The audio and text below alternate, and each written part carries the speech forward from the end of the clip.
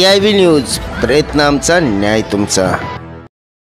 शिवसेना उद्धव बाळासाहेब ठाकरे पक्षाचे माजी खासदार विनायक राऊत यांनी गद्दारी केली, त्यामुळेच आपला विधानसभा निवडणुकीत पराभव झाला, असा थेट आरोप राजन साळवी यांनी केला आहे। रत्नागिरीतील माजी आमदार राजन साळवी यांनी नुकताच उद्धव ठाकरेंची साथ सोडून शिवसेनेत प्रवेश केला आहे। झी 24 तासच्या टू द पॉइंट या विशेष मुलाखतीत ते बोलत होते। शिवसेना पक्षप्रमुख उद्धव ठाकरे यांनीच मला आजपर्यंत निवडणुकीसाठी तिकीट दिलं आहे।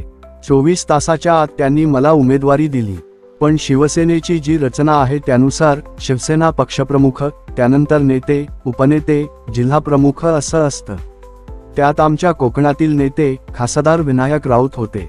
कोकणातील जबाबदारी त्यांच्यावर होती, असं राजन साळवी यांनी सांगितलं।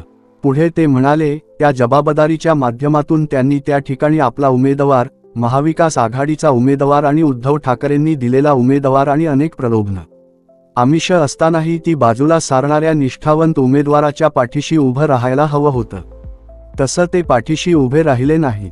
त्या ठिकाणी समोर असणारा उमेदवार किरण सामंत यांना कळत नकळत जिल्हाधिकारी, पदाधिकाऱ्यांच्या माध्यमातून जी मदत केली त्यामुळे बरोबर जाळं पेरलं आणि मला पराभवाचा सामना करावा लागला। माझ्या पराभवाला विनायक राऊत जबाबदार आहेत। त्यांनी स्थानिक जिल्हाप्रमुख, जनता, पदाधिकारी आपल्याबरोबर घेतले, असाही आरोप त्यांनी केली। उद्धव ठाकरेंच्या शिवसेनेचे वैभव नाईक ही शिवसेनेत जाणार? वैभव नाईक यांना शिवसेनेत आणण्याची जबाबदारी उपमुख्यमंत्री एकनाथ शिंदे यांनी उद्योगमंत्री उदय सामंत यांच्यावर सोपवलेली असावी, असं सूचक विधान राजन साळवी यांनी केलं आहे। त्यामुळे वैभव नाईक ही उद्धव ठाकरेंना सोडचिठ्ठी देणार का, अशी चर्चा सुरू झाली आहे।